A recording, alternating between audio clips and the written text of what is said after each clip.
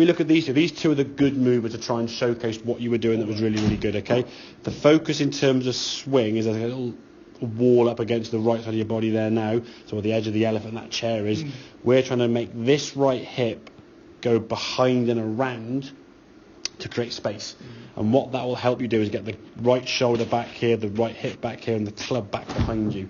If your hip slides this way, obviously at the tail of the elephant, and the club now goes backwards in a position where your shoulders and hip are just too far forward anyway, then when you start unwinding, now you're already over the top. So if you look at this swing on the left, again, good hip turn there, top of the back swing, really good, okay? Club now coming back down a bit more. We can see on the pre-impact now the club shaft is just outside the ball. Comparison to where it was on the previous video, it was like here somewhere. You're way outside, and that's going to just, well, you're coming from such an acute angle, you're either going to shank it, pull it, or slice it. Pick your poison kind of thing, isn't it? Yeah? Neither going to be any good. So the feeling, now this is the exaggerated one, as you go back, the hip starts moving a bit towards it there. You can just sort of see that just sliding a little bit there. But then watch this now.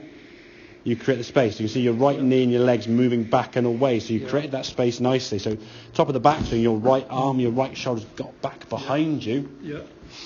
So when you come back down to the golf ball now, as you're coming back into it, impact there is really good. I mean, for me, the thing we look for, head behind the ball, hands just in front, nice bookend of the golf ball. And the path of that one, because the ball flight we had must have been just a little bit from out to in, because the ball just drifted back. It wasn't like it was coming from way outside and a big old slice. It was just coming from a slight outside the line, okay? And it was, again, a good contact, and then through to a nice sort of balanced finish position. So I'd practice if you can. One thing you can do at home without even having a golf club in your hand, just put yourself up against a wall there and just stand there and just make some backswings. So you'll sort of set up to the wall. Okay, right, here's my setup. Make a coil with the torso, and then look down, see where are your hips.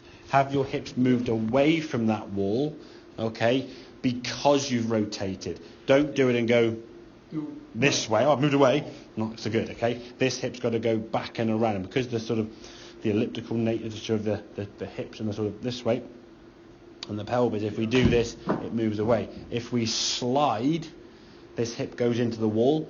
Your right shoulder now is not really getting back behind you, and now where do you go? Tip the golf ball, now you then got to do this. And that's going to put a lot of stress on your back, yeah? So we can get that hip to go back behind you, create that space, then your right shoulder now is not going to be, it will come slightly over the top on the way down, but if you go back on a good backswing and are slightly over the top, we're slightly left or a slight fade. If you go back and don't turn back and then come over the top from there, you're in a world of trouble. It's a big old slice with a driver, big pulls, big shanks or whatever. So get that right side twisting out of the way. Once he goes back out of the way, now the club can work back down in a better position. Yeah. And again, use some devices, your golf bag, a chair, a wall, something. Just put it on your left hip there. So your right hip, and get the sensation that hip is moving away from that object, okay? If it slides in, no good. Make sense, yeah? Good stuff.